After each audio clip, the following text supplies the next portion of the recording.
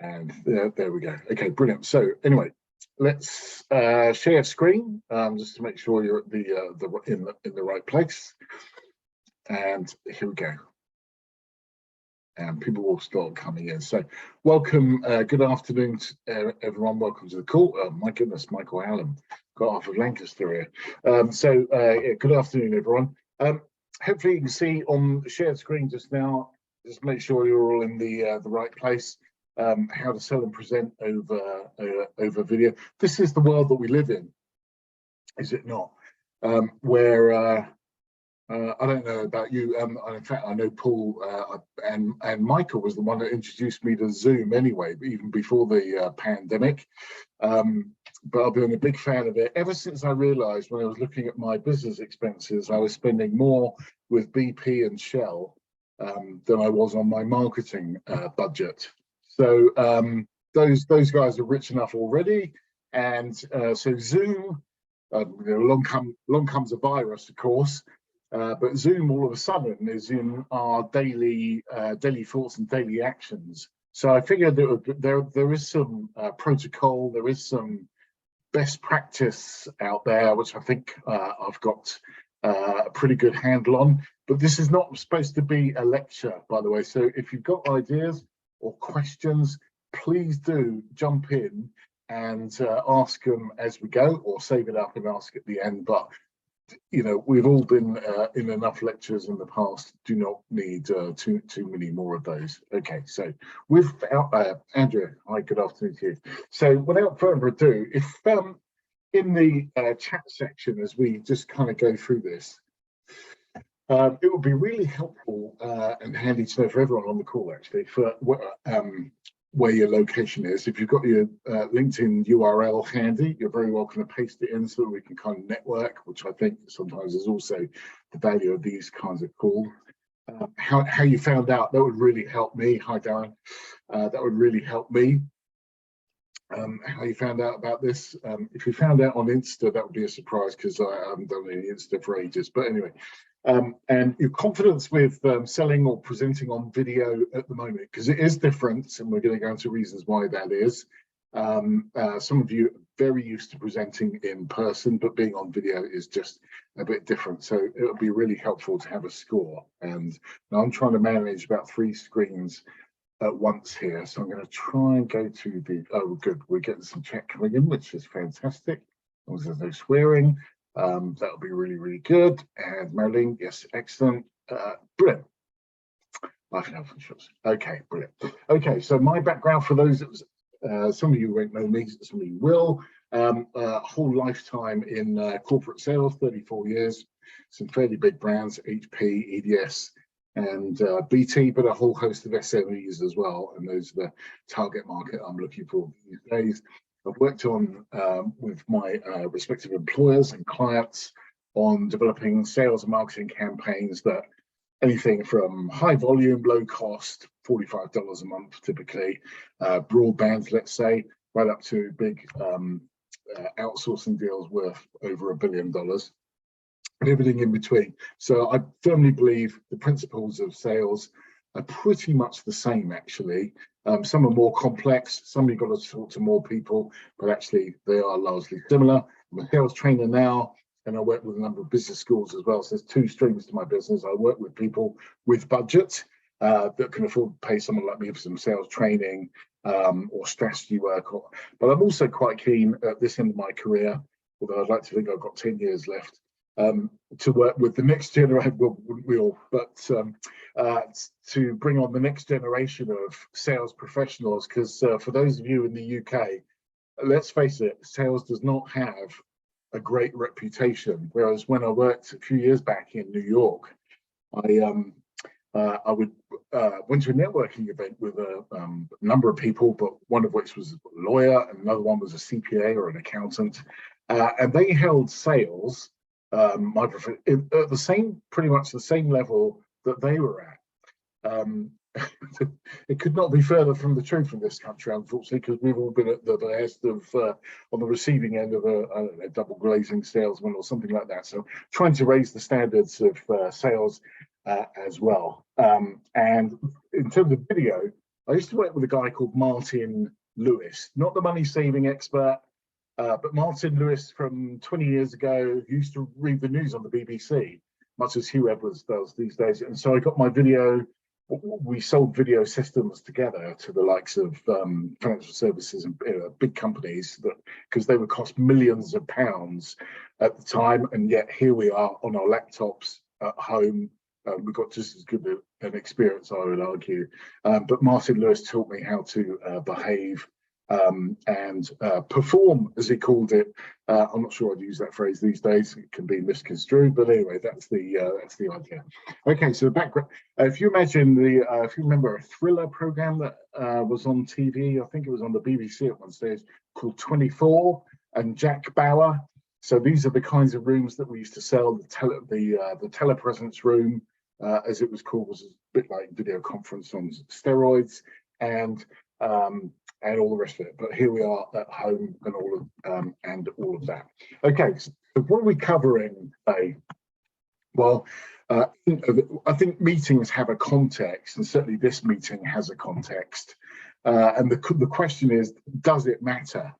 Now, if I'm speaking to a client, absolutely, or prospective clients, absolutely, it matters, and I think a greater degree of care.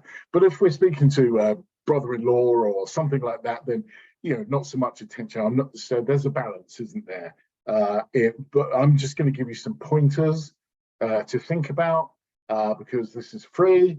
But if you want to know in detail how to do this, then obviously it's going to cost you a fortune later on. But anyway, here we are. So here's the context. We're going to talk about prep, what to do before your meeting, because I mean, even in person, in real life, if you like, we have to do meeting prep, and video is no different.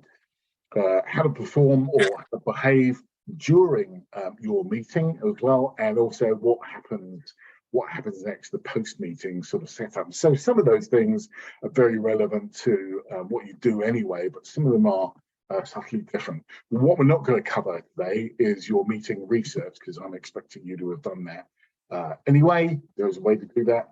How to have a good meeting. I'll cover a little bit of that, but actually that's not what this is all about. This is about how to have a good video meeting. Okay, and I've got a free YouTube channel. My kids think it's hilarious. I'm on YouTube, but anyway, there you go. It's the age that we kind of live in. I really like it. But you can subscribe to Sales Marvel on YouTube. There are loads of hints and tips, both on sales and also on associated subjects as well.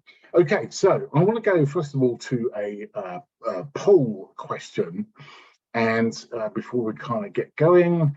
And first of all, can you see a poll on your screen at the moment? They're all saying no. Now, okay, so do I have to go stop sharing it? So let's go for it. Okay, right. All right, let's try again. I think because I'd have to open from before. Okay, right. So can you see a poll on your screen now? No? Okay, right. I'm just going to move on then. My question was, and let's do it in the chat.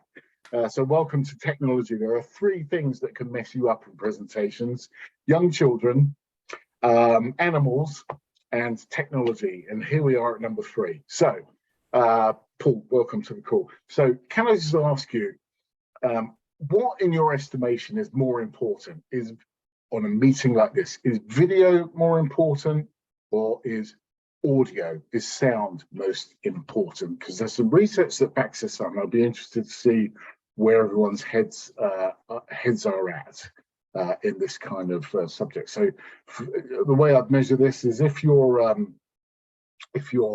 there we go. If you're on a meeting like this, so video, yes for both. Okay, Marilyn, yes, absolutely, both equal. Okay, right. So the measure I put, if you're going to lose, because we're talking about technology and sometimes it's unpredictable, and here we are. If you can afford to lose video for a couple of minutes, maybe even longer if you've got some kind of a relationship. If you lose the sound, it's not often you lose the sound altogether, but if it becomes jittery, or you're only getting 30% of what's being said, that is really tiring, and the human brain just cannot relate to that. So it turns out, in terms of research done by much cleverer people than me, the human need is for sound, continuity of sound. So just kind of bear that in mind. Okay, so right, so we are on here. Standing out from the crowd. You stand out from the crowd by being better than everyone else. And better is so many different things to so many different people. I think on a video call, it's about thinking about the environmentals, of which we're going to go into some detail, so that the other person says, that was a really high gain meeting, that was a really high quality meeting. We actually didn't need to be in person. It was as good as an in-person meeting. You'll never, by the way, you'll never get quite as good a dynamic as being in person, because, you know, lucky for you, you can only see from me from my sort of chest upwards, although there's a lot more to see for all the wrong reasons. But anyway, here we are. But in person, you would get to see all of me, my body language, my crossing my legs, and all those things. But here on a video meeting, so understanding the constraints, we can still have, I hope, a good quality meeting. We'll find out soon enough, I guess. Okay, right, so again, I'd like to know what we're all working with. What image, I'm not going to go to polls again because it's not going to work, but what image are you working with at the moment? Does number one most closely resemble your setup? Is it number two, where the laptop or the camera is probably at head height or at eye height, or you're working number three? I did a piece of work for BT, by the way, just while you're answering that. Okay, number two is very popular. I did a piece of work, gosh, about a year ago for BT. I go back there from time to time. And we had an apprentice who had worked for BT for 18 months, never been into an office, because he joined during the first part of lockdown, and was working for 18 months from the end of his bed, still living at home with a laptop on his lap. Incredibly difficult. You know, what a way to start your career. But some people are working in very, very difficult circumstances. So Tim, working on number one. Okay, that's my preferred way of working as well. Okay, so the number one way to differentiate yourself is where having a video meeting to you, you are really comfortable with it. And it comes across that you are a sales professional, and the other person, as I've just said, says, that was a great meeting, we got loads achieved out of that. Now, how can we do that? You have to, first of all, if you don't put any thought into this altogether, this is called a Zeman pyramid, Z-Y-M-A-N, you can Google that afterwards. You're almost certainly going to be at the Me Too level, at the bottom level, because it takes a bit of thought, bit of prep to do the right thing here. If you put a bit of thought, you might get into differentiated. And if you put a lot of thought, and we'll come to the methodology for that in a second, then you can even go preferred. And again, that's the measure. Wow, that was an excellent meeting. Notwithstanding whatever comes out of your mouth, which I can't help, but getting all the environmentals right is a really good place to be. Okay, right, so this is a number of years old, the Moravian diagram. This is how people communicate with one another. So it's backed up by extensive research, and it's been cited in other research thousands of times. And it's the de facto standard of method of communicating, both in person and over video, actually, but it's worth going into. Has everyone seen this before? I can see you on camera, so raised hands is okay. Does anyone? Okay, brilliant. Okay, good, great. So the words that are coming out of my mouth, if you read a transcript of this, are only 7% of the total communications, should we say, value of that. That's in blue. Only 7% is about the words that you speak. All the rest of it is a balance, about 38% in terms of your vocal tonality, and 55% of that is visuals. And you can see just the bottom of my hands there, I can't help gesticulating. I think there must be some Italian in me somewhere. You just can't help doing that. It's a thing. I'll try and control myself. But anyway, body language is really, really important. If you look at certain politicians on the TV, they almost wring their hands really, really tight. They try to control their body language because they're desperately trying not to give away any information or signals. And it can be really tiresome and actually boring to watch. So some body language is actually quite helpful. If there's something around moving around on the screen, it helps with the engagement. If you're still all the time, that can be really boring and the brain disengages and we lose communication. Similarly, with speech, we have to overemphasize some of our words. So I actually overemphasized just then, just to make sure I was getting the communication across. So when we're asking questions, we're going to go up, or when we're trying to deliberately land points, we're going to go down. Becomes all very solemn, very authoritative, very expert in the human brain, and that's where we land our points. And that's why when you're doing a meeting like this remotely, your ability to communicate is so important.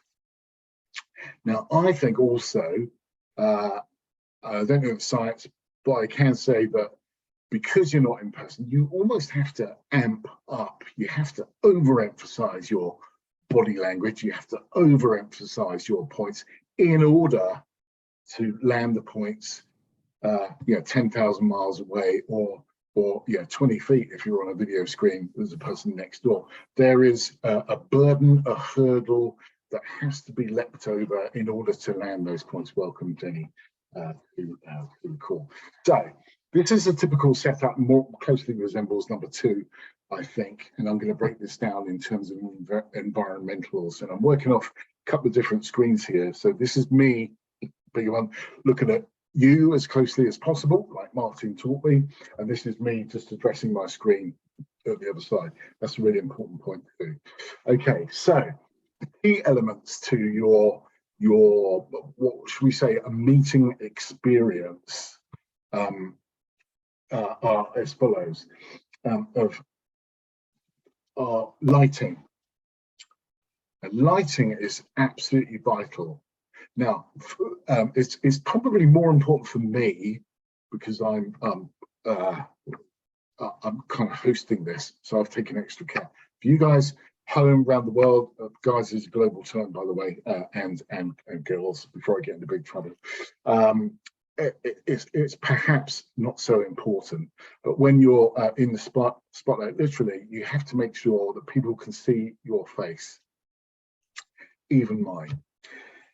So lighting is really, really important. And by the way, you can't see this, but I have a window just there. There aren't herds of wildebeest or anything like that, but I have a window just there, but it is really strong lighting coming in here.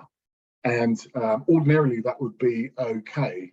But I've also got a lamp also that you can't see. If I switch it out there, and you can see it's quite a big difference. The laptop will compensate for that, for the low light. But all of a sudden you've gone to being able to, from clearly seeing my face to not so much. And that might mean that you have to concentrate a little bit harder.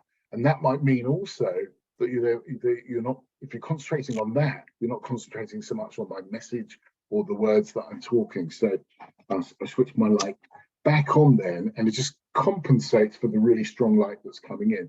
Typically,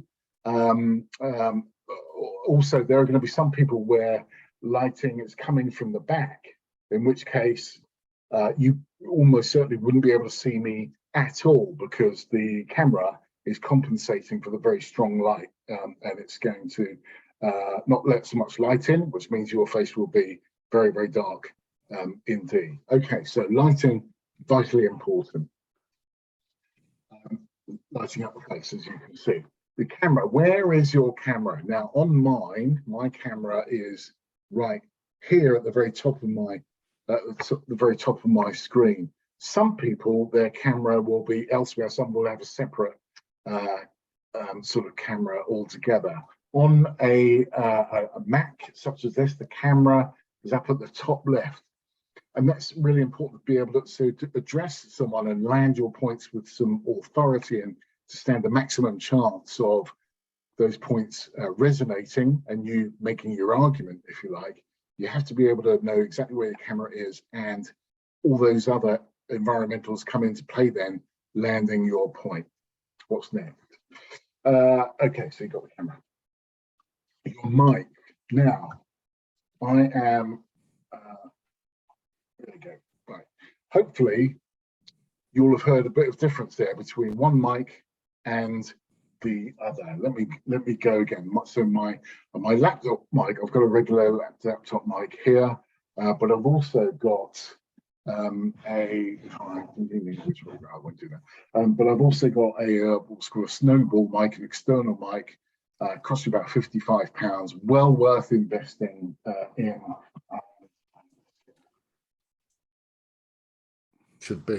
You should be able to hear. There goes the change to default snowball. You will hear my voice should be in HD, subject to the limitation of whatever speakers that you're listening from now. So for less than £100, you can get an HD mic and an HD external mic. And if you're doing lots of work from home, I would really encourage the amount of communication, the understanding so much greater at that level, not just for you, but the people that you're addressing and working with.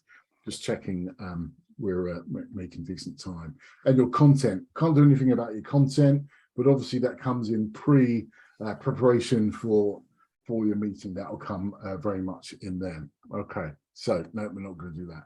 Okay, so before your meeting, environmentals we've covered. Look at your background. I'm going to come into this in the meantime, but does it add value or is it a detractor? I'm not going to go into details, but that's the thought process that I think you need to go through. And also, I've got my background blurred. The reason I've got that is not because I'm embarrassed about my office. I have a nice office, but I need for people to be able to concentrate on me and not what's going on in the background. So I feel it gives a slightly sharper image by blurring my background. The only detractor is if I move my hands around like that, you can see slightly webbed hands. I'm not the man from Atlantis, but it can actually come across like that somehow. And if you've got logos on your screen, some people have like a electronic background with their logo in. Is your head right in the way of the most important part of the logo? Because I think logos are a detractor. So I just wouldn't do that. If you noticed on Zoom, you can see my company name along with the key for Rozelle, and for me, that's for the most part good enough. Just okay, are you giving the right messages? The right messages is that total communications diagram that we talked about earlier, not just the words, but your body language and your vocal tonality, which we concentrate on unconsciously for the most part. Also, if you're on Zoom, Teams, whatever it happens to be, if you switch off your video, which I'm just about to do now, does it come up with your photo? And if not, is it just a black screen with your name on? And this is subject for debate, maybe. I think it's important to have your photo. It's a professional, should we say, kindness or professional courtesy. But also, there's loads of research that come out from Stanford over the last 10 years that you can tell so much from someone's photo. So you can still continue a relationship, if you like, even if you can only see someone's photo. You can still imagine you're communicating with that person. So that's kind of important. Okay, right. Next, notifications. Yeah. Okay. So at the risk of stating the bleeding obvious, I've switched off my phone. And because if you think in real life a buzzing on your phone is loud, you want to try being on a video call when you've got your phone right next to your laptop and it's going right into the microphone. It can be deafening. So So do all of those things. Again, apps, if you've got anything other than 16 gig of RAM, which this has, I would recommend enclosing whatever apps you're not going to be using during the call, because it's memory hungry. And the assumption is that you're not going to get up halfway during the meeting for a cup of coffee, and just be mindful of what you might be wearing on the bottom half or not. Just to confirm, I am wearing a pair of jeans, but I'm not going to demonstrate that. Okay, so we've all seen shorts of that. If you want that as a PDF, by all means, drop me a note in the chat, and we'll go with that. So we've asked before, does the meeting matter? With family, I would argue not so much. We can appear on camera, no issues. With our network group, which I think is probably, in terms of our profession or our careers, the next level up. Yes, I think it does matter. I think we do need to pay attention to all those things, mainly for unconscious reasons more than anything else. And your clients and prospects absolutely best everything that goes on a call like that, and I'm quite rigorous. Why does that matter? Because if you don't do those things, if we have poor lighting or poor sound or suboptimal, to use a McKinsey phrase, then you get impaired what I call immersion. So I like to have an immersive meeting experience. Can it feel as genuine and as authentic as possible around having a meeting? Can we close that gap between having an effective sort of video call like we are now to an in-person meeting? If we can minimize that delta, if you like, that becomes a really high gain meeting, a really productive way to spend time.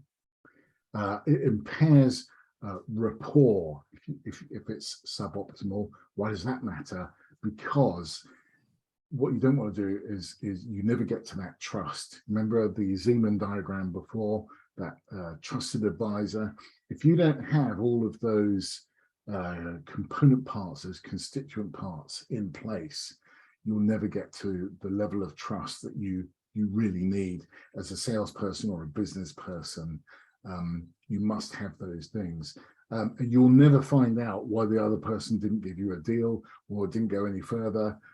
Unconsciously, they will receive it as I just didn't communicate very well, just didn't get it, whatever it happens to be. That's why it's important. So no trust, no deal. We all know that as salespeople. Okay, so this is a program that I got to love over lockdown in the United Kingdom, which is Politics Live. And there's lots to get excited about in the world of politics all over the world. But these are some typical backgrounds. I just did a snapshot. And I just want to, now, first of all, in the chat box, what would you say is your favorite background? Apart from number one, you would expect the BBC to get that right. Can you see there? We've got numbers 2, 3, 4, and 5. What's your favorite background? Which one do you think works best? 3 and 4 for Marilyn. Yes, I think 3 and 4 are pretty good, actually. Darren, 3, yeah, 3. I think that's Barry Gardner for one of the political parties. So a lot of people going for number 3, Paul as well. So it's nice and neat. It's what's called a shelfie, by the way, which is, yeah, okay. Every day's a school day, and having 4 kids, they can teach you that kind of stuff. So it's called a shelfie. It's nice and neat. There are no distractions. You can concentrate on what the person is saying. There's no mess, because everyone is going to be looking at what's going on camera. So the least you can give to distract them, the best for everyone. So that was good. So number 1, you would expect the BBC to get that right. Number 2, and I can't remember his name, but he's a politician too. You would kind of expect that as an MP. And you can see the mess to the left of our screen, but to his right. Anyone in the United Kingdom will remember the expenses scandal. Immediately took me to that place. So I immediately don't trust. There's a level of distrust which politics can't stand anyway. but it's just messy. It's not great. The optics are really important here. Number 4 down the bottom, he is the CEO of a music charity.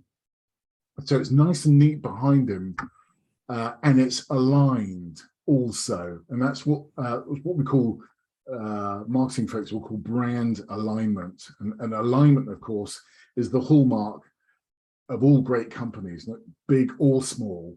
Alignment is really important. It's actually reinforcing that person's credentials on that call, talking about whatever they were talking about that day. And lastly, bottom right, number 5, I think she's the chief exec of a social enterprise or a charity. I'm afraid I can't remember, but there's the door in the background. The reason I've used this is because there's a balance of everything, good and not so good. There's the door in the background, and I don't know about you, but whenever I'm looking at someone that's got a door in the background, I'm expecting someone to come in. We've all seen the South Korean ambassador, I think even before lockdown, with the children coming in the background and all of that. These are all the things that, whether you realize it or not, we are all subconsciously thinking about that. And if we're thinking about that, we're not concentrating on what's being said or inferred during the meetings. That's why I spend so much time on that. So, okay, brilliant. So that's all the stuff before the meeting, the environmentals. What happens during the meeting, the essential components. There's your content, can't do anything about your content, your environmentals, we've covered that, your presentation style, you're going to have to amp up the words, amp up your body language in order to get your communication package of information over the line and understood, because communication happens when the other person or other people, when they understand, not when you've said your piece, but when the other person or other people understand your point and can repeat it back to you to demonstrate that they understand. That's when communication has happened. Okay, right, I've already done that. The risk register, which I think I've already mentioned earlier, dogs and animals, children, IT, and partners bringing in cups of tea. So I had a call with the Bank of England. For some reason, I've ended up being on the Bank of England's list as and they take information about how the regional economy is going on, me and a number of other people. And in the early days of lockdown, my wife came in with a cup of tea, and I said to her, "Don't worry, we're on mute." And she did a great thing, which is lovely. She came in and sort of massaged my head and all of that. We were on mute, so nothing could be heard. And I said to her, we're on mute, but we're also on camera as well. And there was lots of laughter going on around the call. And Andy Hallam, who was giving the thing that day, I suspect he's remembered that for some good reasons. But anyway, just kind of be careful of those kind of distractions, if you like. There we go. And yes, now I've got 4 children, most of whom are at university now, so there's not so much a problem. But if you've got PlayStations going on in the house and all of those things, and you could probably have 25, 30 devices connected in the average household, they're all burning Wi-Fi.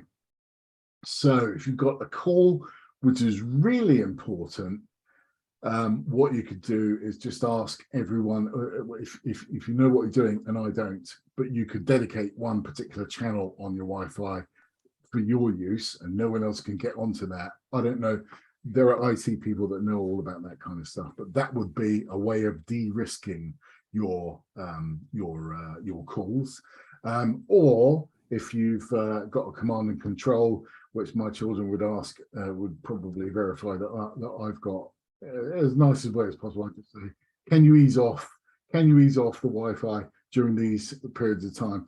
My wife, who's got a much cleverer than me, she interfaces with government ministers all the time from home here in York, and we sometimes schedule. I know she's got a ministerial level call 11 till 12, and I therefore make sure I'm not on. I just do it over my mobile, and I tether, I think it's called, during that time, so as not to, because we've all got to find a way to work. So I live in a city called York, which is called Beautiful and Ancient City of York, and that approximately describes the broadband available in the city as well. because the moment you start digging underground to try and put fibre underground, you come across Roman coin, everything has to stop and all of that. Okay, right, so during the meeting, we've talked about this. In a nutshell, what do you want to cover? What do you want the other person to say, do, or agree? That, for me, drives pretty much everything. When I,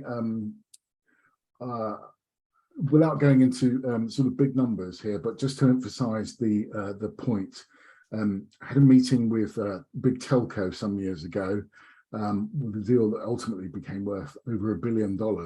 And we did that with 2 slides, the as is, the to be, because it was a complex solution. We didn't want them concentrating on 49 slides. For anyone in marketing, sorry about that, but 49 slides is not the way to go. If you can't say it on 6 slides, I think you need to put more thought into your slide presentations. You're just going to lose people, particularly on video, because it's so easy to switch off and be distracted and all those things. So if you can't say it on 6 slides, really think about whether you should be doing it in person or whether you should do try to re-engineer your slides to do it with less than 6. Okay, right, we've subsequently rounds, and okay, so again, what are you going to tell them? So what is it? Why does it matter? What's the business impact, in other words? And now what? So that's the world of investment banking for you. Try and reduce everything to 3 points.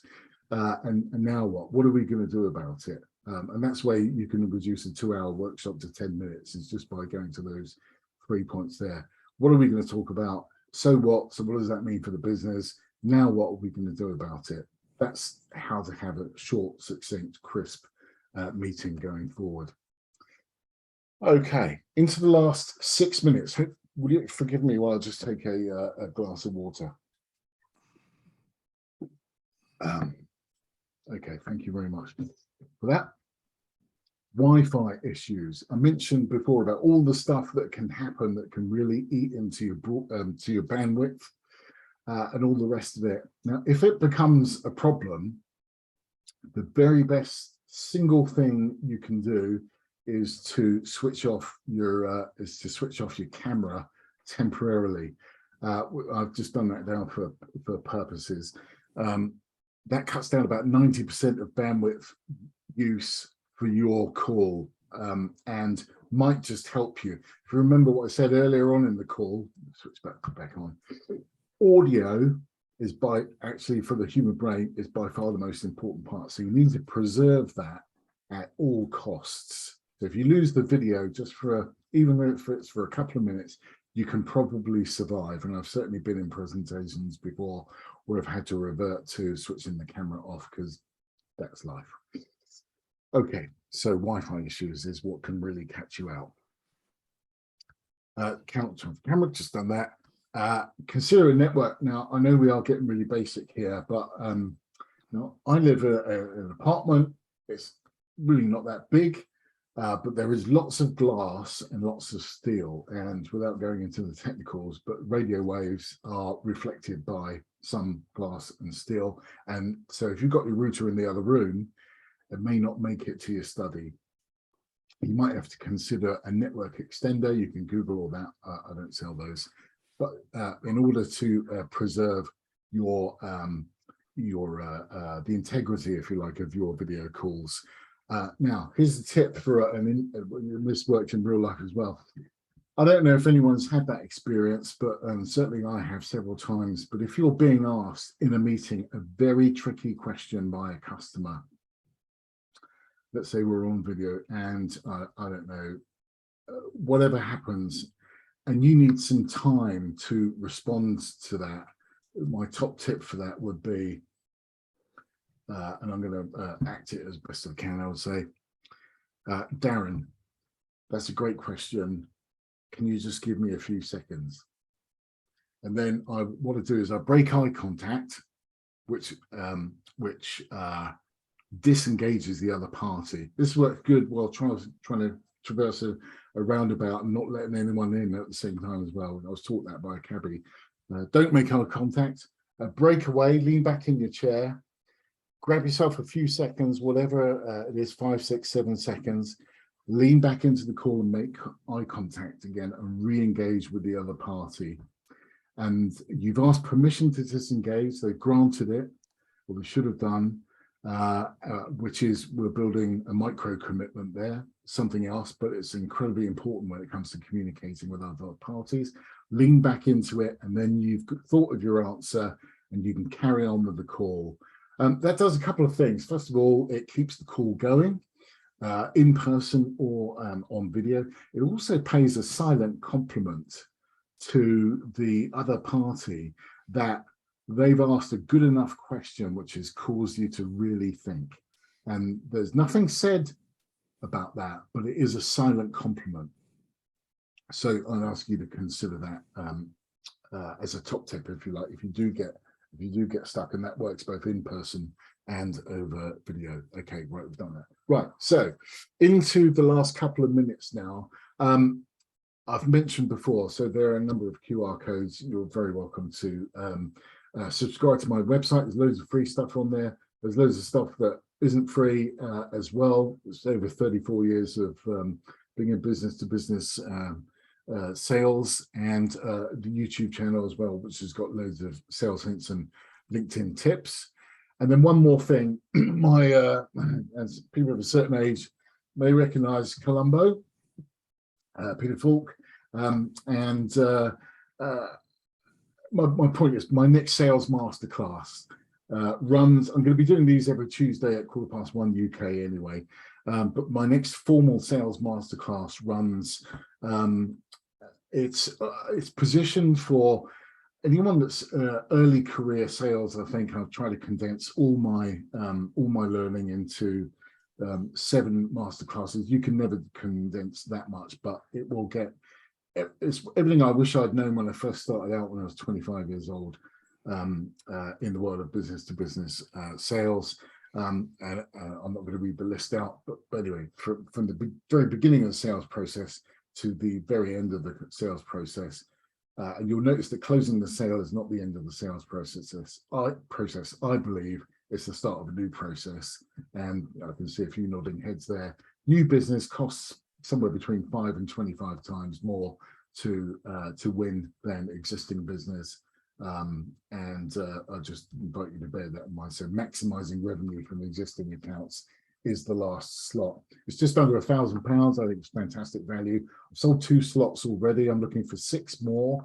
So if you or any of your teams are looking at, or associates are looking for some sales training, even if you're not early career, if you just haven't had any training for ages and you want to get up to speed, then I'd love to help you kind of do that. Okay, so takeaways from today. The secret to video meetings, and by the way, DM me if you want more details on that, and I can send you an explainer video. So the takeaways for today are the absence of distractions. Number 1, number 2, and number 3, absolutely the absence of distractions. And if everything's working for you already, in which case probably shouldn't be on the call, but if everything's working, don't change it for the sake of it. Consider HD and an external mic. I can recommend something. I don't make any money from doing so, but for less than 100 quid, I promise you it's worth the investment. Amp up your spoken words and your body language to make sure your communication is to compensate for the fact that we're on video. In other words, prioritize audio rather than video. Get your lighting right. Remember where your mic is. Don't put any papers on top. Don't put anything in the way. That's a really common mistake.